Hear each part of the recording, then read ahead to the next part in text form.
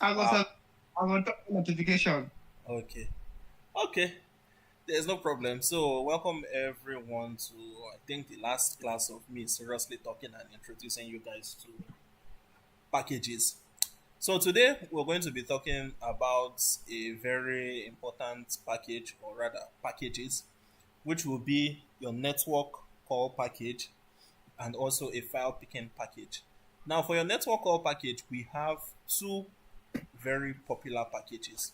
We have our HTTP package and we'll have DIO package. Now, let me open the PubDev over here. Let me just close this guy here. Now, you can see over here you have your HTTP and you have your DIO. These two are the most popular packages for network calls.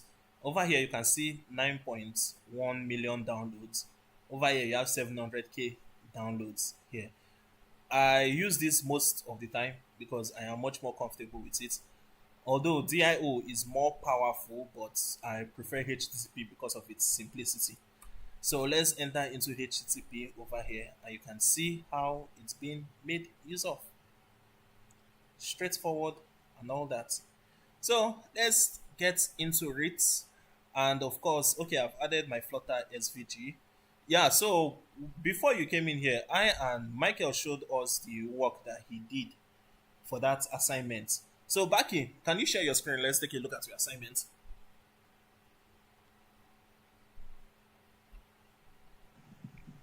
Hello, boss. I have not did the assignment. Oh, Oh, you've not done it. You've been busy, Abby.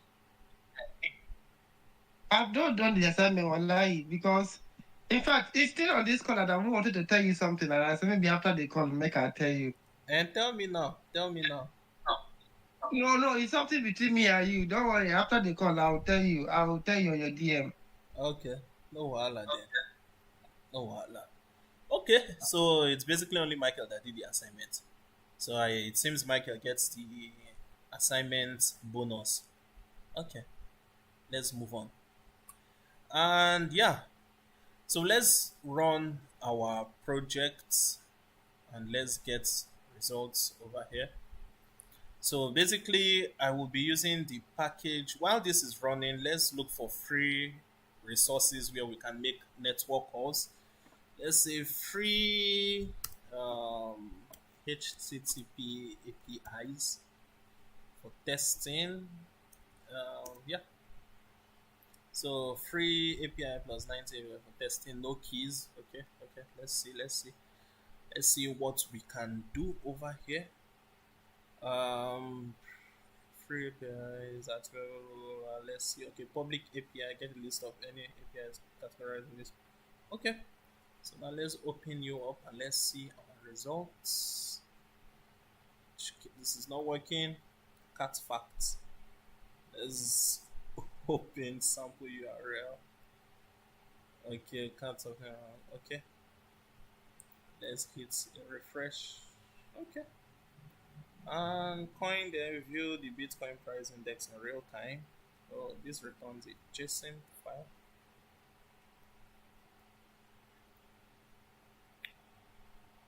And the reason why I am searching for a free one is because most of the APIs I have, those ones require authorization.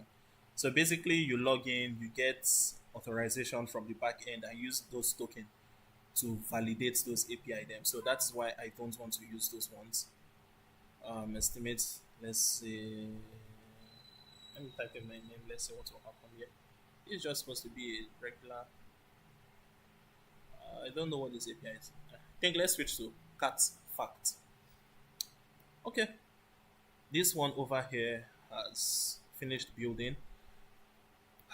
So let's come into this point. I'm going to close here and let's call this our network calls. Let's call it network call dot dat. Okay. Now the first thing that we will do here is create our widget over here. Let's make it a stateful widgets. I think I did not mention one very important thing, but I'll still mention it, sure, when I was talking about our stateful widgets. Yeah, each widget has a form of, let's say, methods attached to it, because this stateful widget is a class and classes have methods. Now, one of the methods for a stateful widget is your init state method. Now, what your init state method does is that it runs a computation before your screen builds. Okay, I'm just going to show you an example over here. I'm going to make these network calls my first, what's the word? My first widget on the widget tree here instead of this home page, because we are done with this home page. So once I change it here, it's going to be blank. Okay. And we're going to make here, or should I just put a button that leads there? Yeah, let me put a button that leads there. So let me go to this home page over here, and I'm going to make a button that leads stack, and let's say vertical space, giving him height of 10, elevated button pressed. So Baki, tell me how I can navigate to that other network call screen.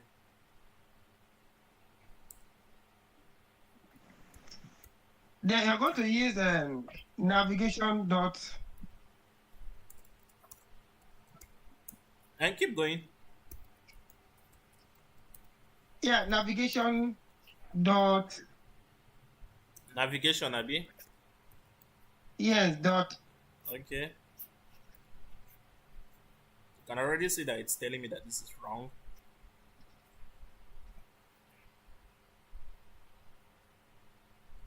It's not navigation, it's navigator. Okay, yeah, navigator. Yes, navigator dot. Navigation dot. Please let me scroll up. There's the one I want to use. Page. I want to use. Is it page route? The one that's page route. The one that is page route. Let me type page route. There's no page route here. So which one are you referring to? Dot. Just put dot. Let me see it to show up.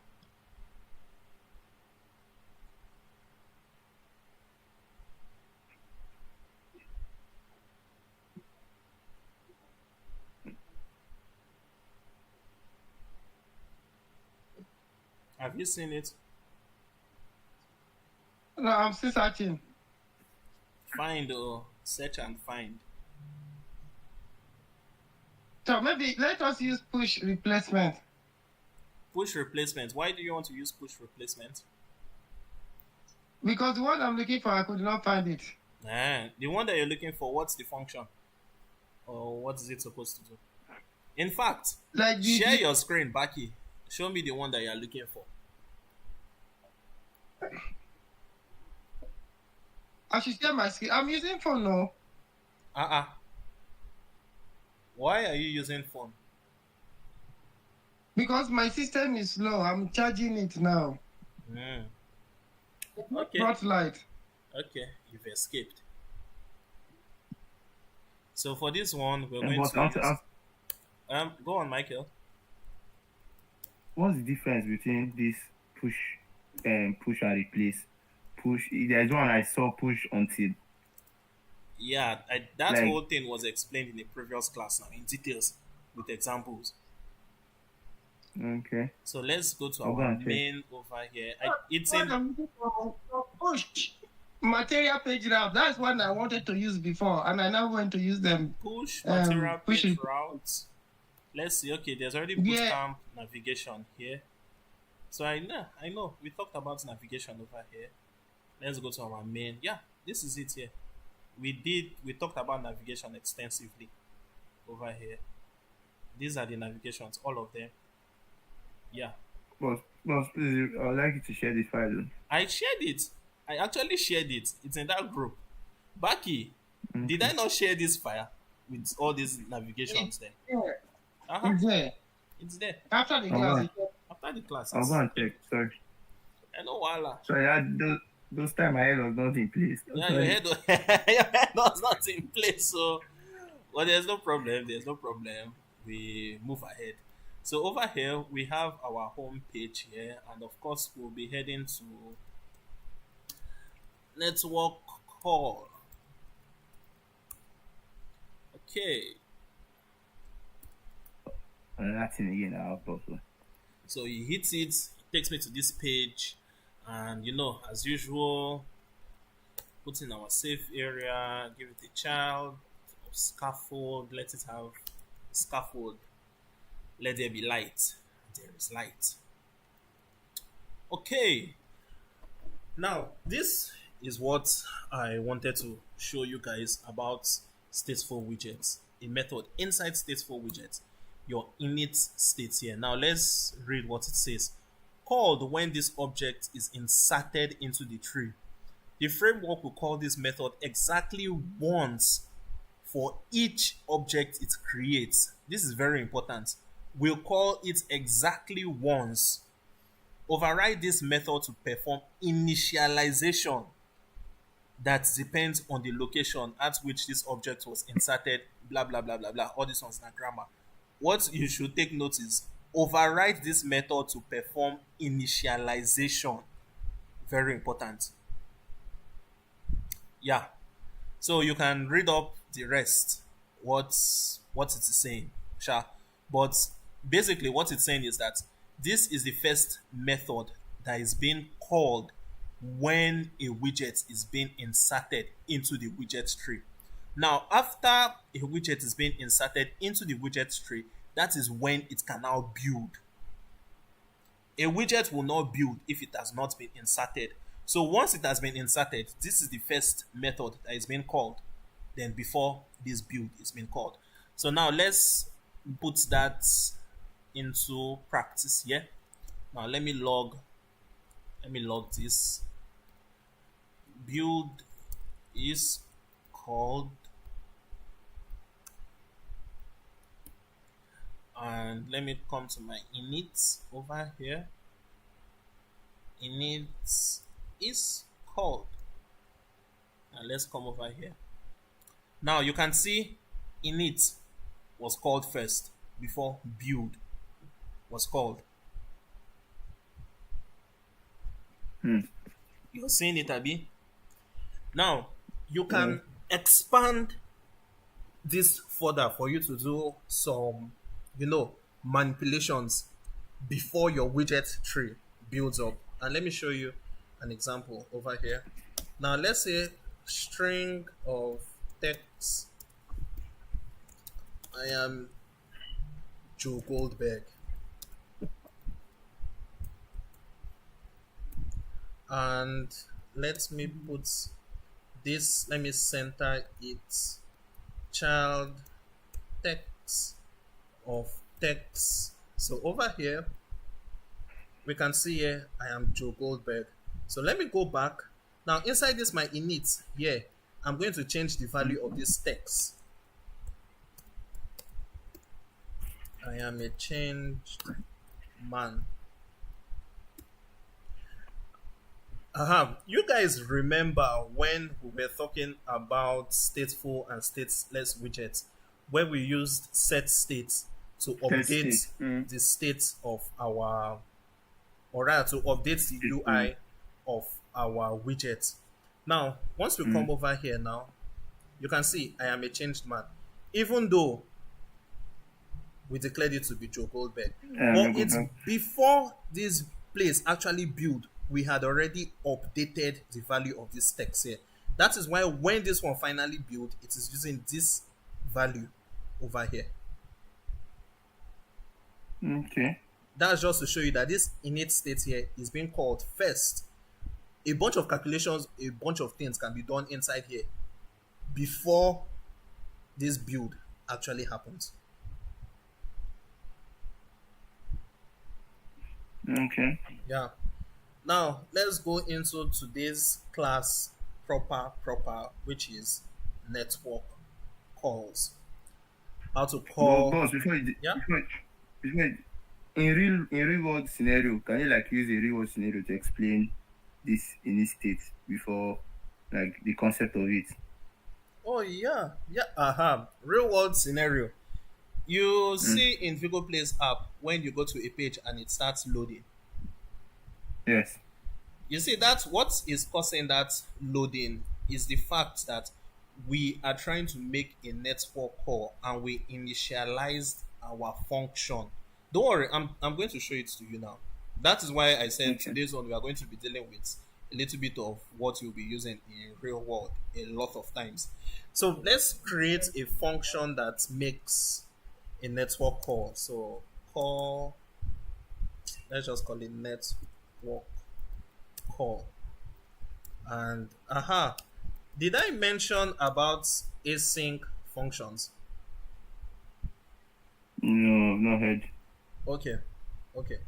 Now there are basically two types of functions.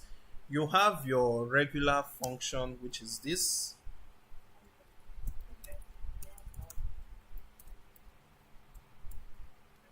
and we have your async function. Now the difference between this down one and this up one is that your regular function, your UI will be suspended till that function completes its task. Meanwhile, your async function, it can be happening while other things are going on. How do I show you that this thing works? Uh, okay, okay. So see it as, don't worry. Waiting now. I'll think of a situation whereby I'll be able to show you the difference between these two practically. So for your regular function here, before your UI continues, this function must finish. Meanwhile, for your async, the UI can continue, but your, what did they call it? Your function over here will still be going on. Then when it returns a result, then whatever result it returns, you can now update your UI. Okay, so let me try to write a function that will generate, let's say, 20,000 numbers.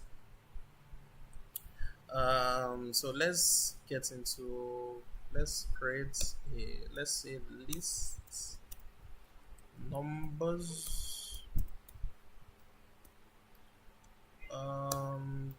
List dot generates length of, it gives me a length of, okay, okay, this takes in a function of integer,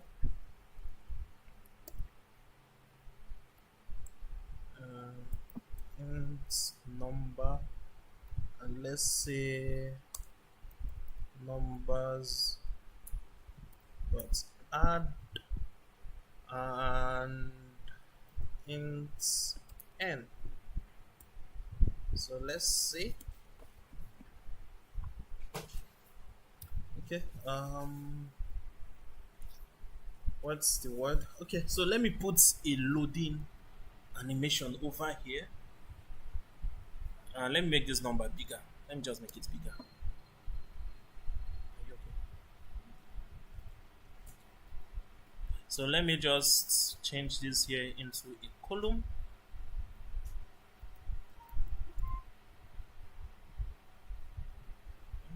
Just run. Oh. Okay, so let me just make this a column over here. Children needs, and I'm going to secular. Yeah, you can see this loading animation here, B. Let me, can you guys hear me? Baki and Mike. Yeah. My mic was muted. Okay. Okay, so you guys can see this loading guy over here, B. So let me add Yes.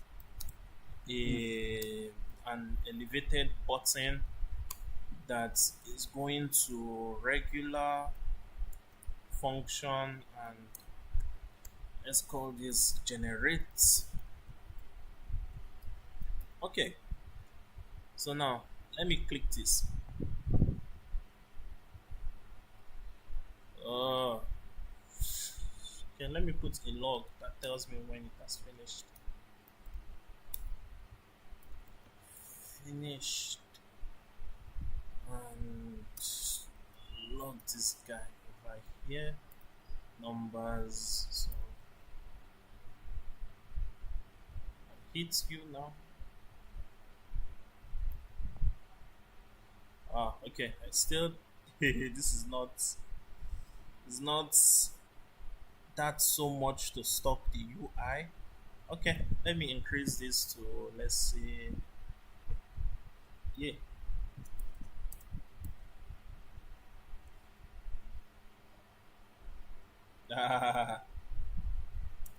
Okay, let me hit. Okay, let me put a start here so that we'll know when it has started.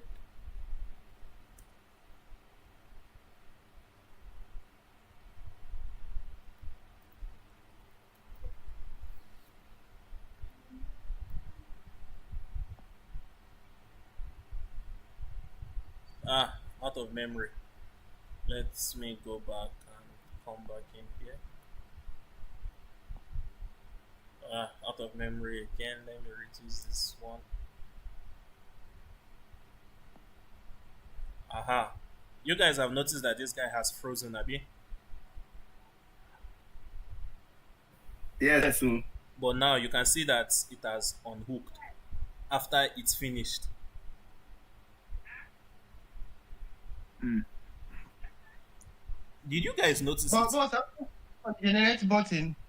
Yeah, when I clicked on this generate, this loading that is showing over here, it hooked for a minute, then it continued.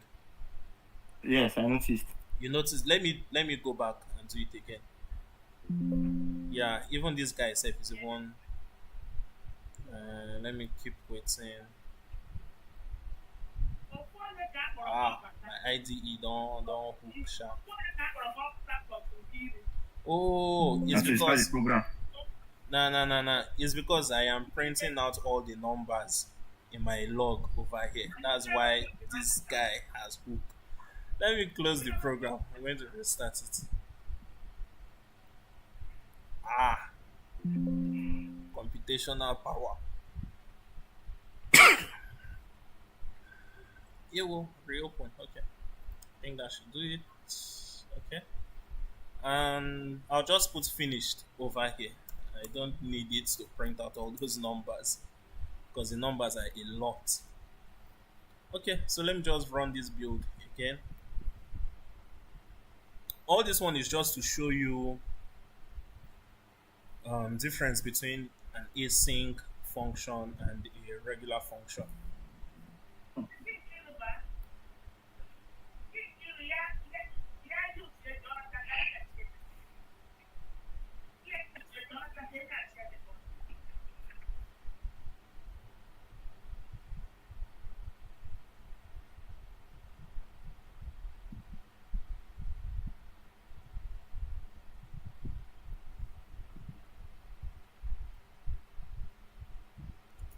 Okay, and yeah. Okay, so network call screen. Okay, Baki, please look at this loading here that is being animated. And once I click generate, yeah, you saw that slight freeze, Abby. Yeah, kind of pause. Then later Yeah, it continue. then it continued. Yeah, that's because it needed to finish doing this before the UI can continue. Now there are some form of manipulation that you want to do that will take a longer time. That it will completely freeze the UI. Then once it finishes, the UI continues. Now let's take this same thing over here. Let's put it in our async here and give it wait. Let's see. Await and is there some type of picture? Removing await or changing. Yeah. Let's see what will happen. Now let's call this one here.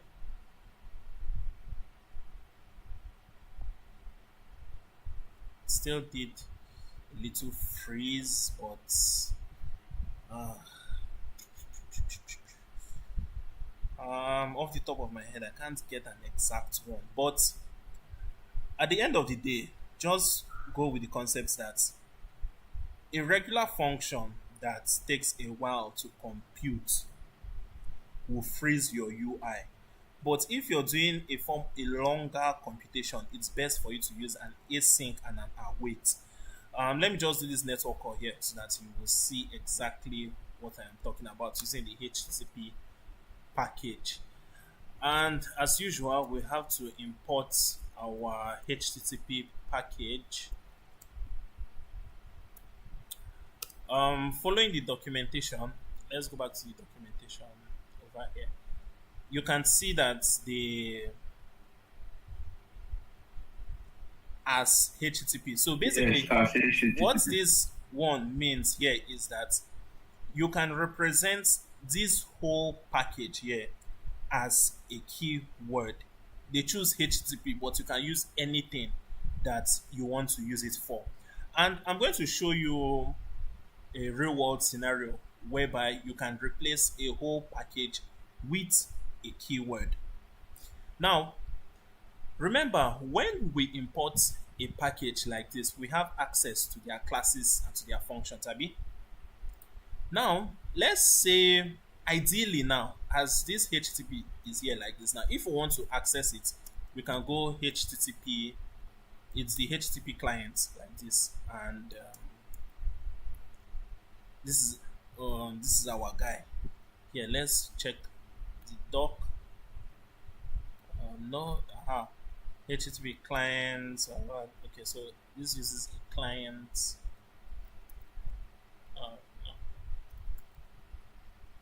Yeah, this is a client. Now, just look at something here. Clients, it is gotten from HTTP package HTTP Abi. Please, you guys should follow up in this one. It's quite important. Now, the reason why. What? You don't turn my head around. Okay. I just want to show you how you can represent a keyword, how you can represent a package with a keyword. And this is what they did here. The package here has this keyword HTTP. I'm just trying to explain what it means. You know, normally when we import a package or import anything, we just call the classes inside here directly, Abi. We have not done something like, let's say, we've not done something like this, Abi. No. Yes. Now I'm trying to explain what this means. What this means is that this whole package now is now represented with this keyword over here. So if I delete this, you can see here I have my client over here, which is gotten from this whole package that we imported. Abi? Yes. Yes. Now, let's say for some reason I have another package that has a client inside here. And the perfect example for this is, you can see this log here is gotten from that developer now inside our DAT itself. It's gotten from this developer section, Abi, this log. Now there is another DAT tool called DAT mass. Let's say that also uses log. Let's say import DAT and man. Now you can see that all our log here is showing us error. The reason why it is showing us error is because math has log in it and developer also has log in it. So our compiler is confused. Which of the log do you want to use? Okay. Now in this scenario, I can decide to represent the whole of my maths as, let's say, maths over here. And you can see now it automatically now which basically means that, this our maths over here, or let me just put it here, mathematics. What should I use so that it's not be confusing for you guys? That math is fine. The math is fine, Abi. Okay. So when I see the math, I know you are talking about that math. Okay. So now it now knows that okay, in order for us to access log, all our that maths is inside maths here. So this log now is inside developer. So it's no longer finding log inside maths again. It's now looking for log inside Right. developer. Now, if you now want to access log that is inside maths, you now do Use math. maths dot log. Just log. So now you can now access the two logs. Okay. Yeah. So that is how you represent a whole import using a keyword. And the reason why these people put this one as HTTP here, so that if you have another package that probably has a client class inside it, it's not going to clash. Because now you can just simply do HTTP dot client over here, and it's not going to clash with any other package that may have client class inside it. So that is why their documentation showed you this like this.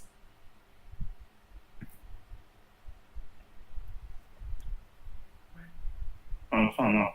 Yeah. Baki, what of you? Yes, sir. I'm still following up. You're still following up. Which part are you confused about?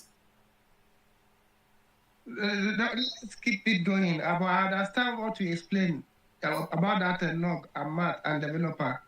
Okay, okay. Okay, so over here we are going to make a network call. And for your network calls, you basically have, I think, 5 types of network calls you can make. You have your get, your post, your delete, your patch, and which other one again? Um, yes, get, post, delete, patch. I think those are the 4 ones. Let me do a quick Google search over here. Of course, post, patch. Yeah, I think it's those. I think it's those 4. Now, let me explain what each of them do, or rather, what they are supposed to do in an ideal situation. Your get request, as the name implies, it fetches data from a server. Your post request sends data to the server. Your delete request sends a delete request to your server to delete something. And your patch request tells your server to modify a particular request. Now, as we all know, developers develop, and let's just leave it at developers develop. You can come across some back end people whereby you'll be using a post request to fetch data. You can be using that same post to modify data, and you'll be using that same post to delete data. Ideally, it should not be so, but because it works, it works. So let me show you let me show you guys how to make your network. But Yeah? he said that request is to fetch data. Yeah, get. Then Yes. get request is also to fetch data. Which No, one? Yes, is to Eh? post is to send. Delete is to delete. Part, that part I don't know. Patch is to update. Patch Update. is to The part is like edit. Yeah, it's like edit. but So- post is to what? To request. Abi? No, post is to send. Get is to request. Yes, get is to request. Okay. Yeah. Okay. So over here we have our HTTP dot, let's say, get. Now let's see, send the HTTP get request to giving headers to a given URL. Now what does it take in? It takes in a URL of type URI.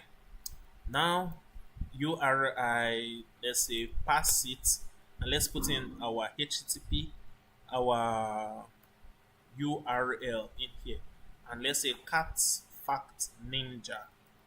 Let's get it over here. HTTP here. Aha. It looks straightforward, Abby.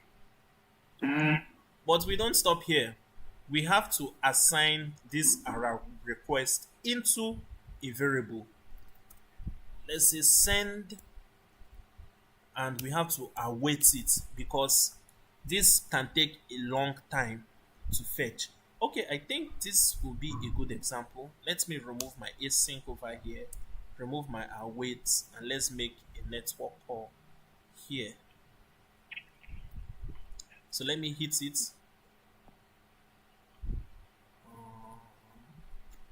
Still did not pause it, but let's go ahead. Let's still go. Well, let's still go ahead. So we are going to log our response, what we get. Send dot. Now, in here, you can see a bunch of parameters inside here. We have your body, you have body byte, content length, and the rest of them. Now, the two most important ones for you at this level will be your body and your status code. Cool. Now, your body will be the response that is being gotten from the backend. So now let me hit this generate over here. Okay, no, I'm still calling this regular function. Let me change it to this, and let's call backend. Okay, so let me hit this over here, and you can see this is the response from the backend here. Okay. Let me put this one so you can see that called the backend. Let me clear this. So call the backend, and you can see the response. Let me call this over here.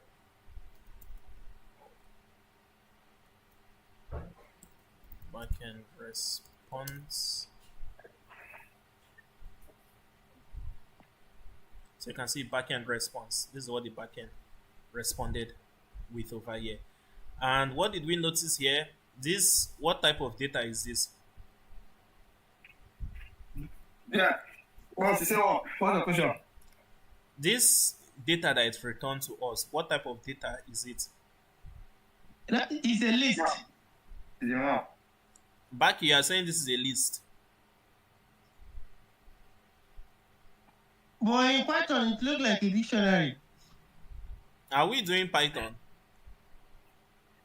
But for like, I wanted to ask that question. That what is this? What are those Python stuff? What does it what does it relate in that? How does it relate in that? Wait, are we doing Python? No. Okay. So why are you asking Python question? Because the thing usually look like Python. Then I wanted to ask that. Okay, boss, does it relate to like Python? In the first class, I said this thing that most programming languages, especially OOP programming languages, all have basic structures, all follow basic structures in terms of data types. They can use different words to explain the same thing. Now, in JavaScript, you will hear array, but in that, it is called a list. Both of them are talking about the same thing. In Python, you will hear a dictionary, but in JavaScript and in that, you will hear a map. But they are basically the same thing. Not basically the same thing, they are the same thing. It's just different words used to explain the same thing. Just like the way a mountain lion, a cougar, and a puma all refer to the same animal. Yes. So it's the same thing. The only thing that you should just concern yourself about is how the data is being structured. You see a curly brace open and close. That tells you that it is a map. If someone calls it a dictionary, and good for them, but it's still basically the same thing that both of you are talking about. In some circles, they will call this same thing an object. In the same circles again, they can also call a class an object. They are all referring to the same thing. All you need to concern yourself about is how the data is structured. You see curly braces, it is a map, it is a dictionary, it is an object. You see a square bracket, it is an array, it is a list.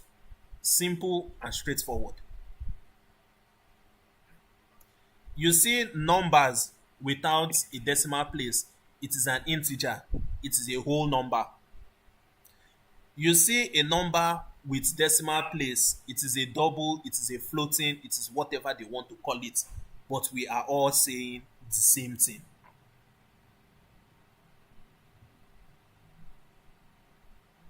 Okay, okay, sir. Thank Okay, you, sir. yes, no problem. So over here, we are getting our response from the backend, which is this. Now, this is the second thing that you will also be dealing with a lot of time, which is the status code. So now let me call this our stuff again, and you will see our status code is 200. So, Now, general, general, in general networking sense, 200 means that everything is good. So your response is good. The request you made and the response you get is good. 404 is it cannot be found. 400, I think, is something went wrong in the server. But then again, like I said, when you enter real life scenario, you can get status code of 200, but it still failed. hey, We don't worry, you never see anything. And there's a very funny popular saying that goes that something failed successfully. that one now, if I'm getting it 200, is it from my own code or from the back end now? It's from the backend. You're making a network call to this particular URL here. So Alright. whatever the server sends back is what you're getting inside this point. It's not from you, it's from the server. Okay. Yeah. So over here, we're going to do a little bit of checks and balances of if else. Now, if send.status code equals to 200, now let's do a little bit of set state over here. Okay, so let me just show you guys our first one method we can use to do all these things over here. Let's call this, okay, let's say bool is loading. I'm going to show you one way in which we can do our network calls over here, the bad way and the good way.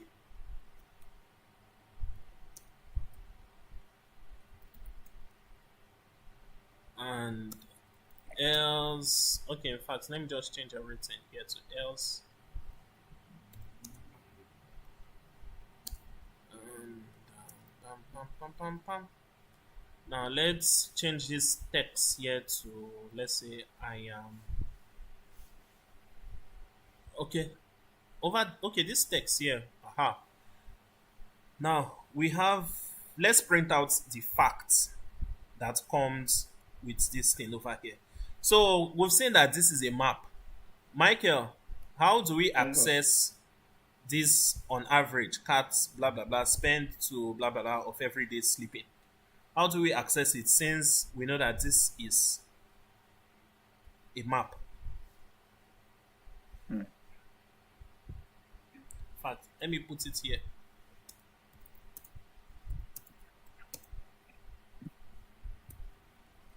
Aha.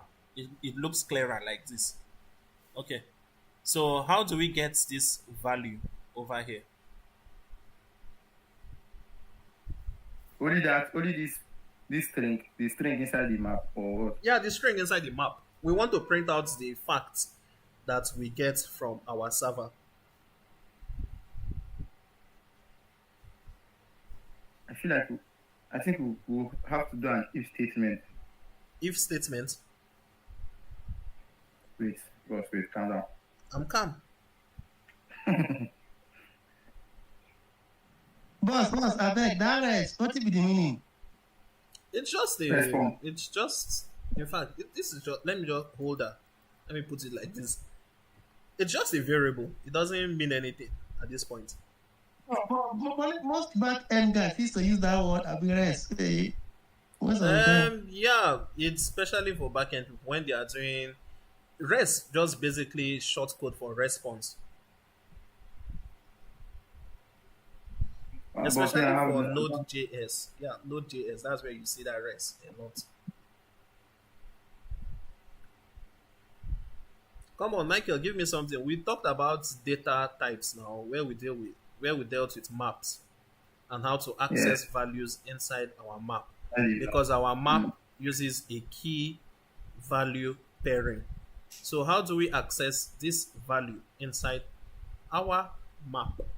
Remember, this guy just represents what our back end is going to respond with. yes.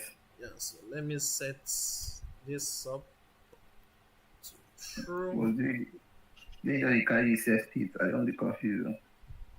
No, I'll explain what I'm trying to do here. Well,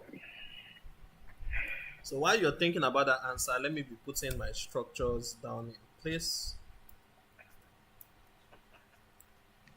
But boss, can we access what is inside the map using index number? Index number. Yes. It's a map, a list that you want to use index number. That's another thing. I know that it's the wrong answer, but I'm just trying to say something. Okay, okay, good thing you realize that it's a wrong answer.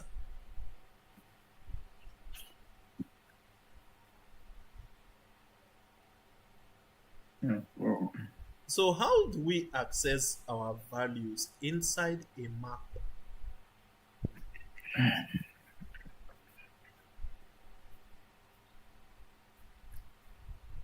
okay.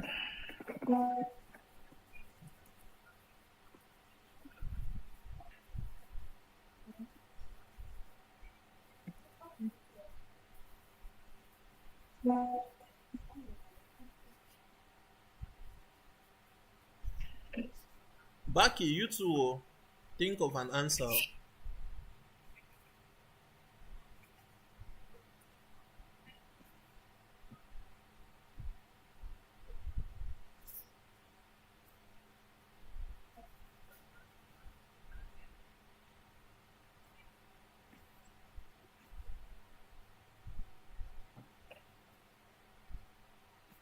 All right.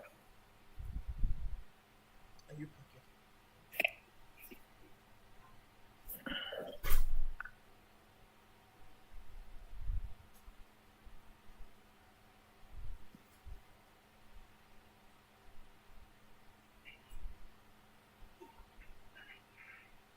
You guys cannot tell me that all these weeks I've been here shouting and straining my voice.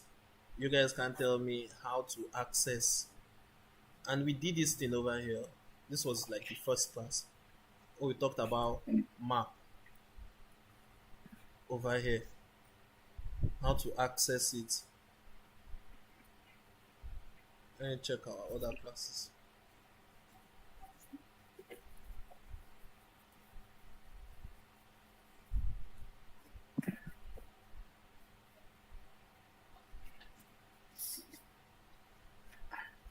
Baki, what of you?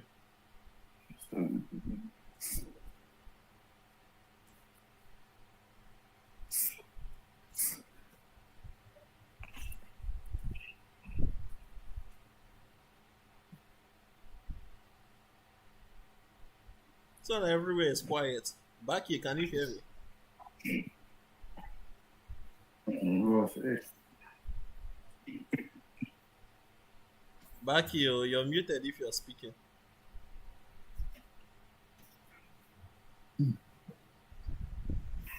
Okay, boss. Sorry, boss. We So can access the map with the key. with the key. Yes. So which key are we using over here?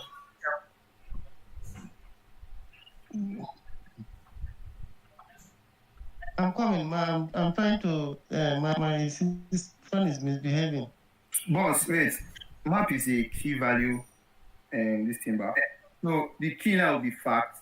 The value will be on average cat spend. Okay, so if we are to access this value here, how are we to do it?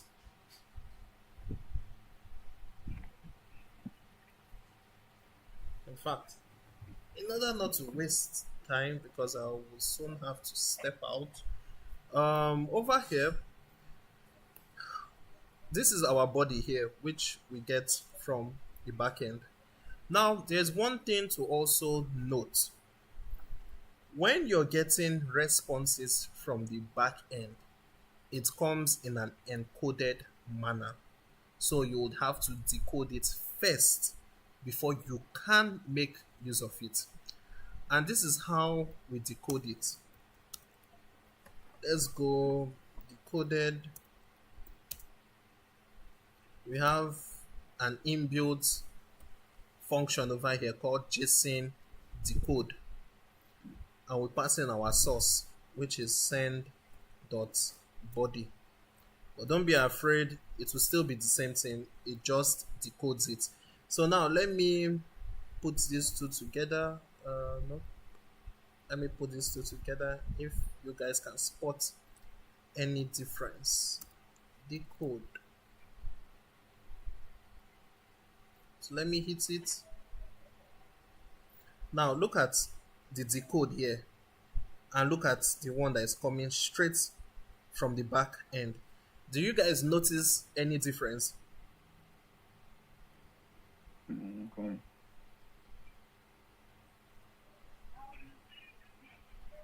There, there is like difference in like that's the first one now. After that animal, there is no like numbers, but the other one there's like U2019. Hmm? Are you talking about these numbers? They both have the same numbers. No, no, this animal. Okay, this one, Abi. Yes. That's not the difference. Let me hit call. Okay, now this one does not have that one over here. Now, can you look at the difference here?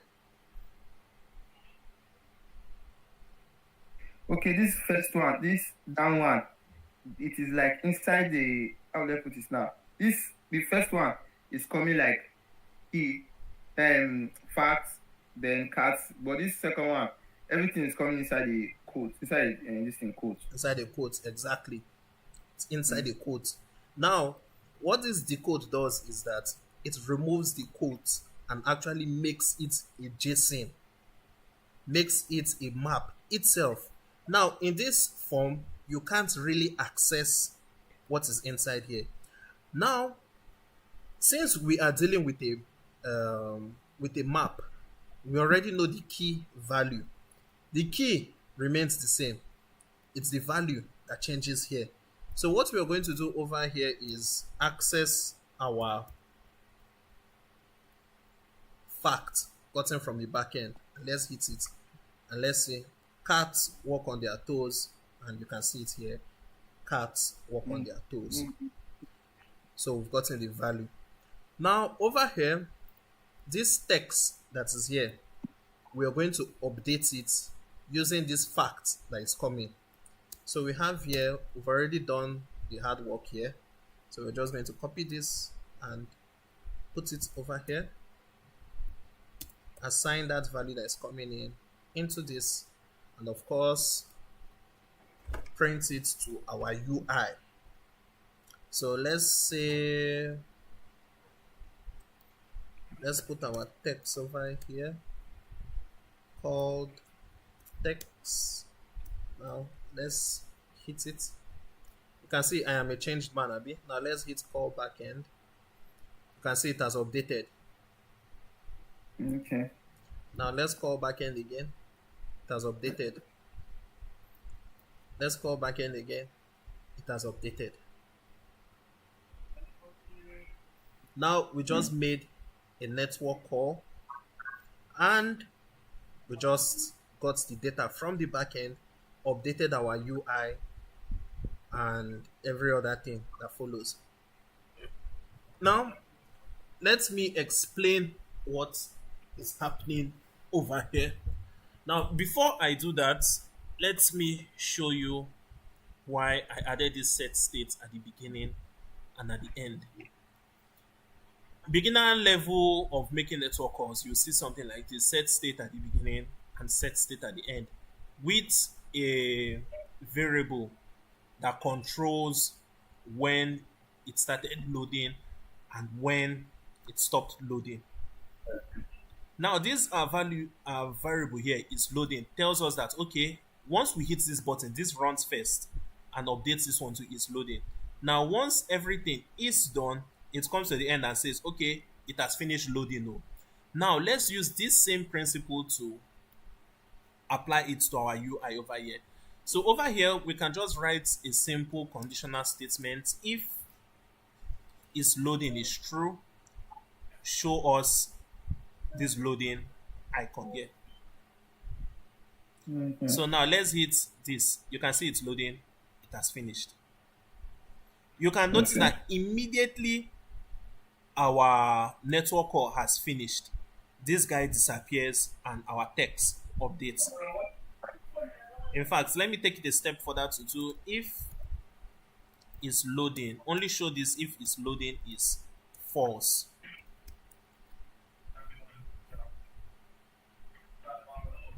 So let me hit call back end. You can see now it disappeared. You can see it now, Abi. Yes. Hit it here, it's loading. Up. It has gotten data and it's removed our loader. But you can see how many conditional statements we have to do to keep track of everything that is happening. Okay. Yes. This is not optimal.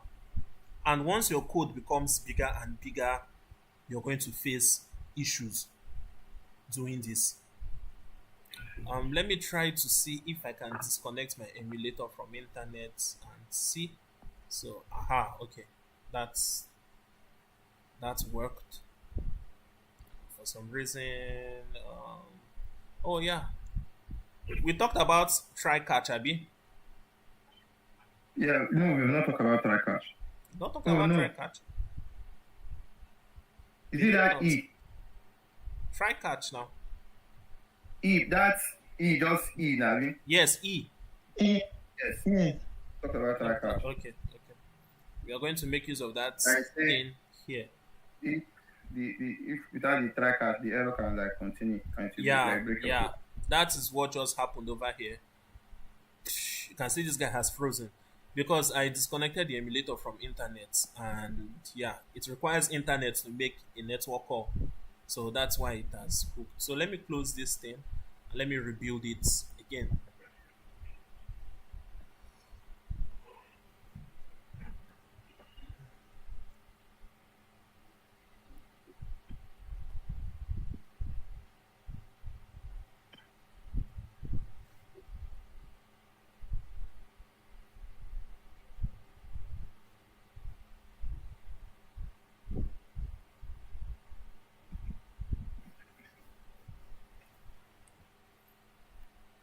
Okay. So let me hit this one here. You can see I am a changed man. Loading. Oh, aha. What did you guys notice here? That when I entered here, it just showed this I am a changed man, Abi, Yes. which is this one over here. But it did not make a network call to show us facts about cats, Abi. Yes. Now let me go back again. And this is why you need your init state. Now at this point here, you call your network call function over here and let's enter it and see it. Now you can see your loading and it shows you the fact. Okay. The any state like rebuild the screen from. Your init state turns this one to is true. when it is true, remember our conditions here. If If it's this one is yes. true, show the loading. Meanwhile, once it is false, then you show the text. So this is like a very rough way of making a network call. I'm going to show you a much more better optimized way of making a Well, network call. can you like copy this page, go to another page and like make the better one? Like don't Making delete the anything. okay, yeah. I'm just going to copy this network call optimize. Let me call this one optimized call dot that.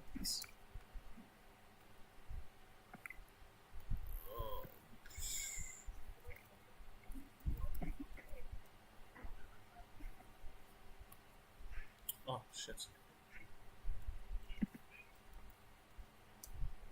Okay. Huh.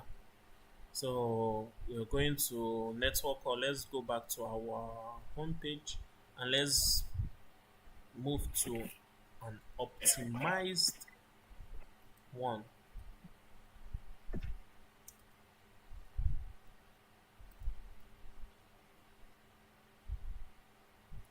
Not optimized. We have here optimized so that you will know the difference at this point. Optimize network calls.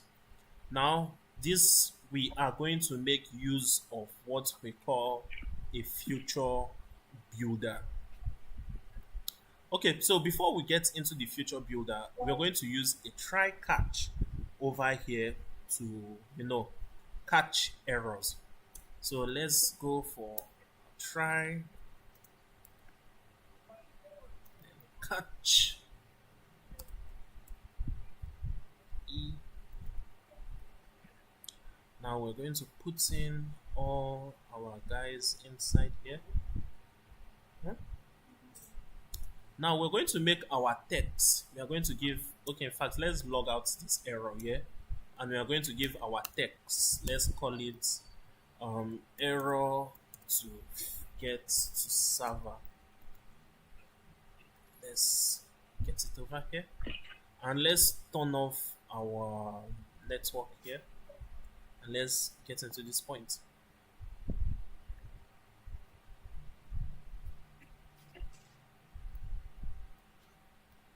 Why did you freeze? Why did you freeze?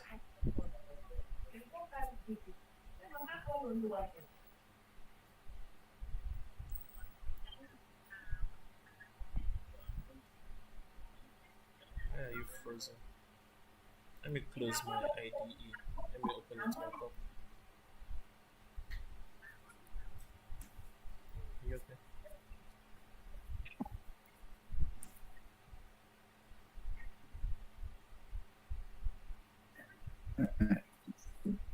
Okay, cool.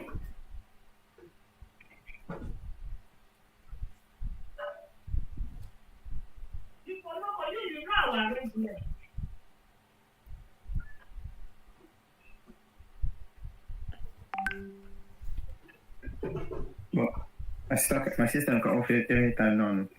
Ah,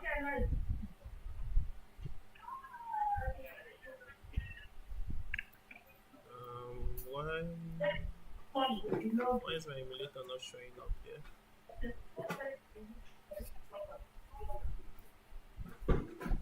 The monitor is just black. Yeah. Let me just restart it.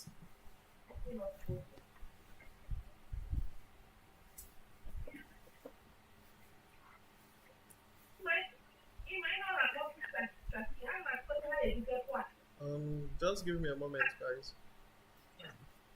How heavy is it? Is it heavy? It's quite heavy, I think.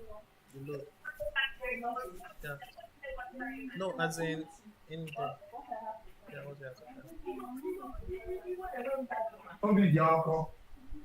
Wouldn't you like to carry everything? Hmm? I'll carry everything. What's stopping you from carrying everything?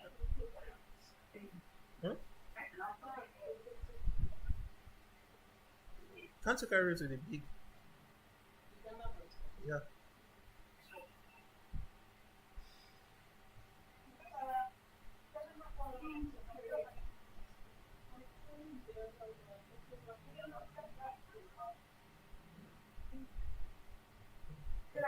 Have you tried to speak to the man if you can forward it to the number?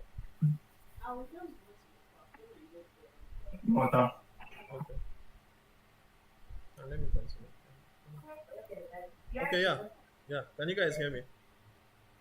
Yes, boss, speak up. Okay. So let me run this again.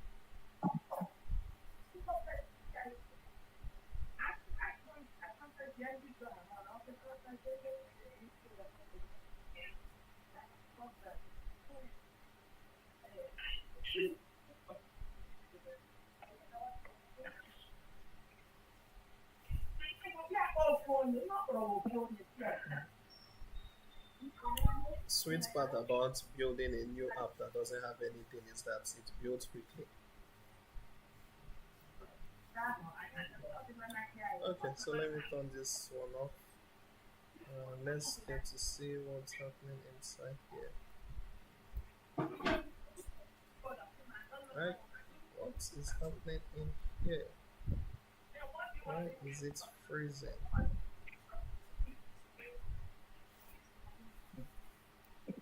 Sorry.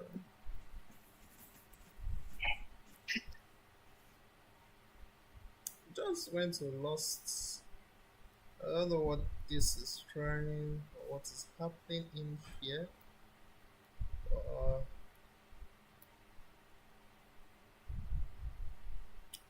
okay. Well,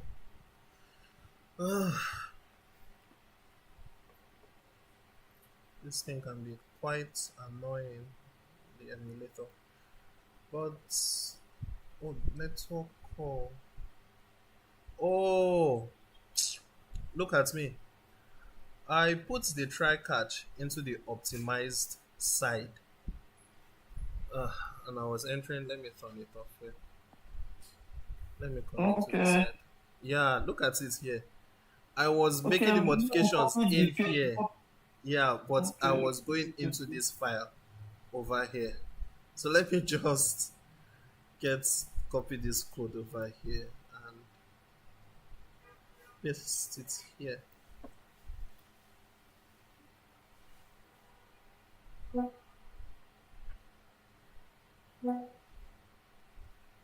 Why is my hot reload taking so much time? Something is happening that is making. Let me just build it again. And let me delete. Should I keep this one here? No, let me delete it. And close. We'll build this one again. And you can run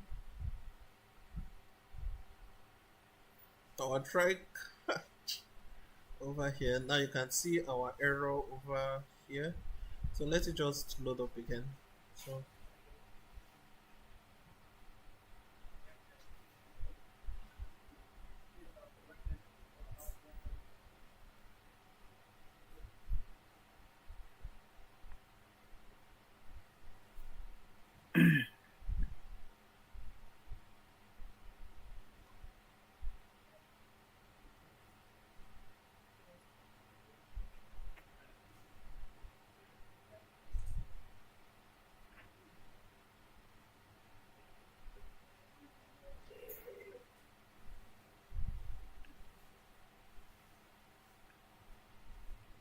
this is taking longer than expected.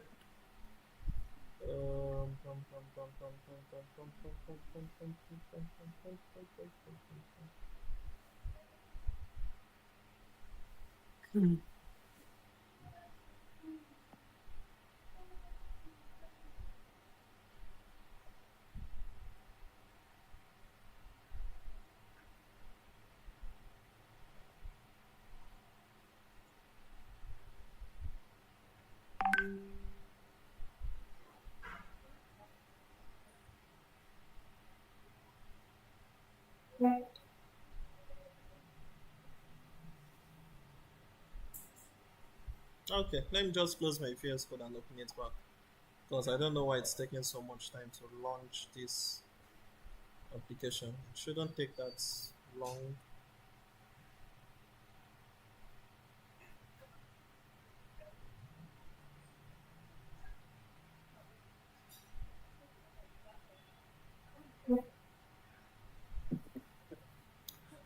And what did we learn at this point? That if you're using or if you're making a network call, please always use your try catch in case the user's network is bad and couldn't get to the server.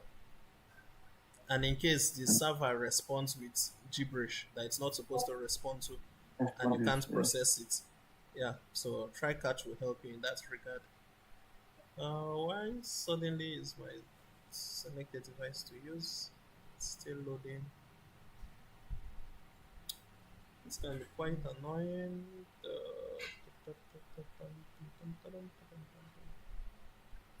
VS Code load now. If I use cursor now, uh,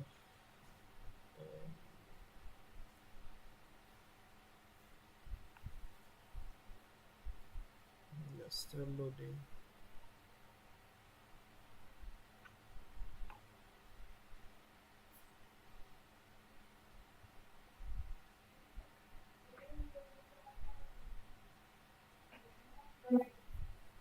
This one too is still loading. Oh, let me restart my emulator.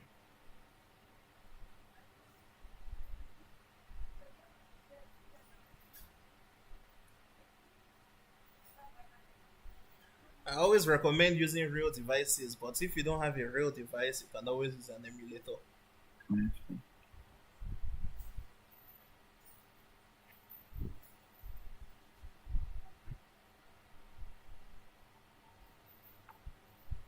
Okay, so this should load up quicker.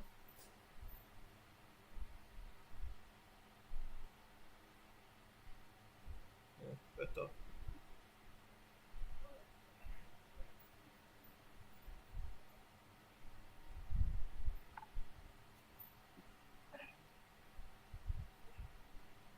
Okay, let's finish building.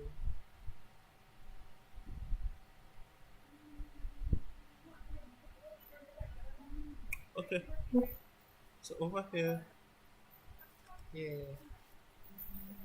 Oh,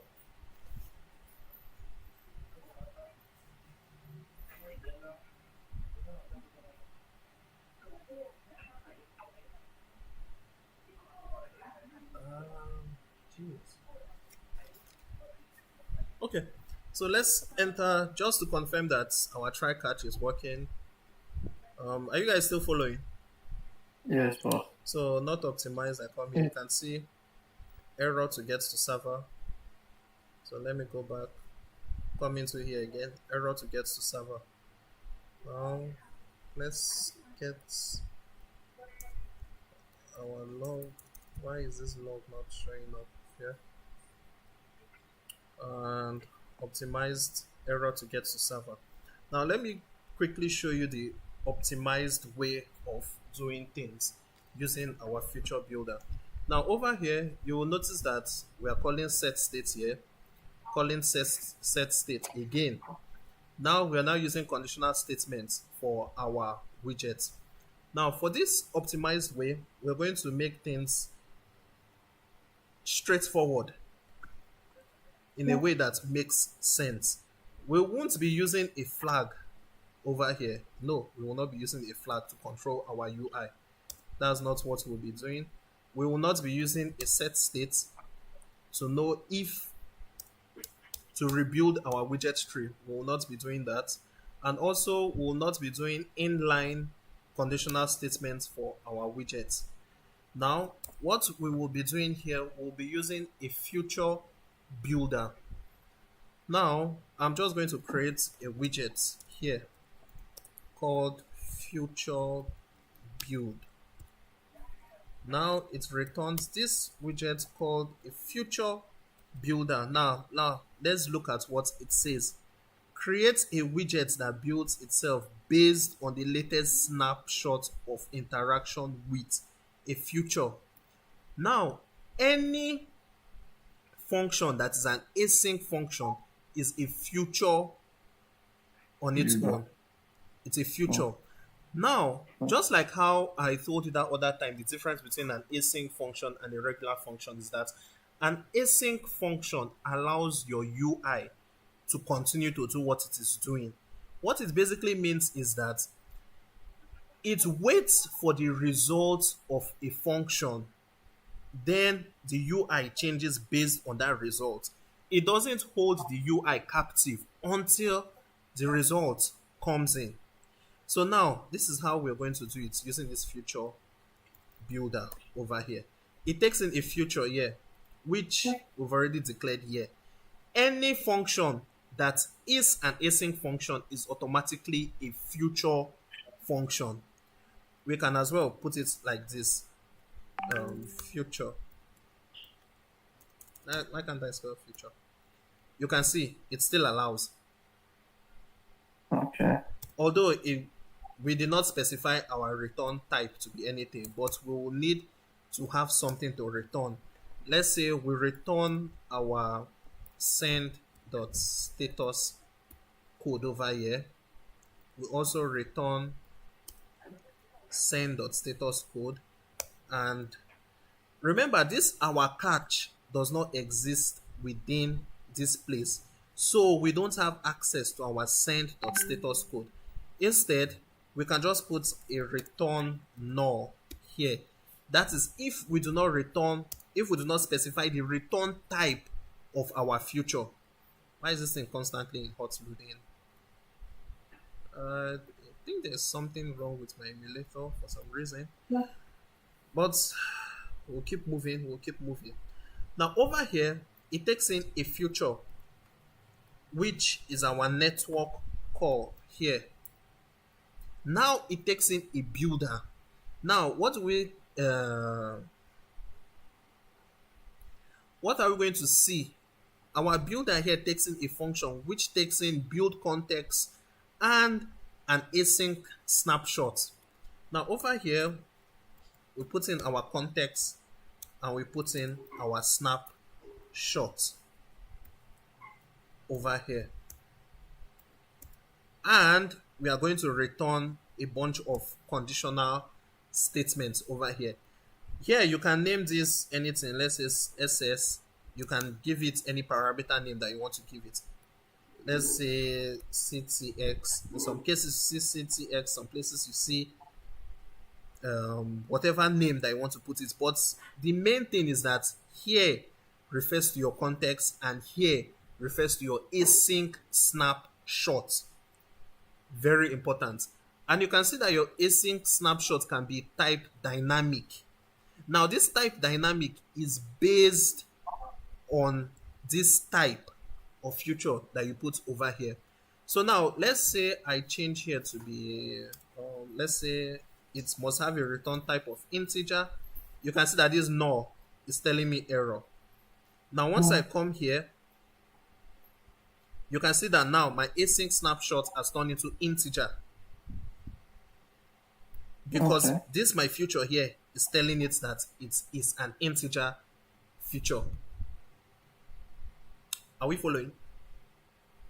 Yes, we are following. We don't do hot. Please, you guys should give me like 5 minutes, I beg.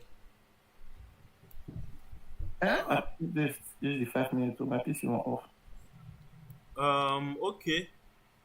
Or should we do the class for 4 p.m. just to round it up? Yeah, I need to go and charge. Okay, Well, I you need to need look to for it charge. to charge first. That should be like another while now. Yeah. Okay, just you what? I want to leave before. I want to go out join prayer. Okay. Okay, you know what? Tomorrow's class, we can continue tomorrow's class now, because this one is really, really important for you guys to grasp this future builder concept. Okay. I beg, tomorrow's class must actually hold. No be say on Sunday now everybody will disappear. So let's fix a time for tomorrow's class. I prefer that morning though, so that during the rest of the day I'll have my time. Okay, morning by what time? That same 11 is fine That with same me. 11. Baki, what of you? Mm. Okay, don't leave. Baki,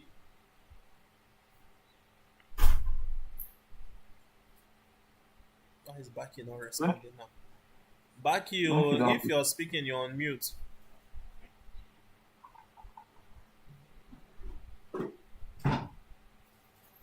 Baki,